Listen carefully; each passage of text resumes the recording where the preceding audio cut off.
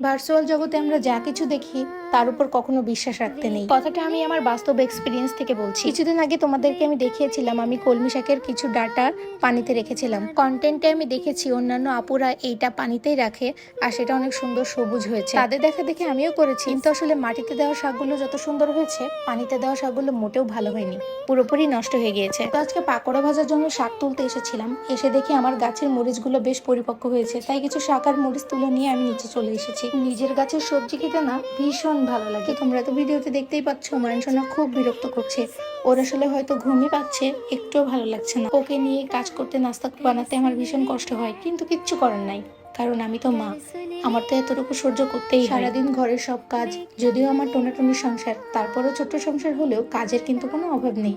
তারপরে এই বাচ্চাটাকে সামলে আমার দিন কেটে যায়। ওর তো বেশ ঘুমঘুমে পাচ্ছিল, তাই তাড়াতাড়ি করে আমি পাকোড়াটা ভেজে নিলাম, কারণ বাচ্চারা যদি কিছু খেয়ে ঘুমায় তার মতো শান্তি আর পৃথিবীতে নাই।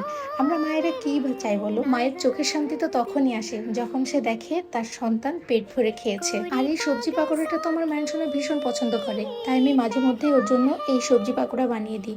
বিভিন্ন রকম সবজি দিয়েই বানাই, তবে আজকে শুধুমাত্র আলু শাক দিয়েই করেছি, কারণ আমি এক্সপেরিমেন্ট করে দেখেছি অন্যান্য সবজি দিয়ে বা শাক দিয়ে করার চেয়ে আলু শাক দিয়ে করলে এই পাকোড়াটা যে এত মচমচে হয়।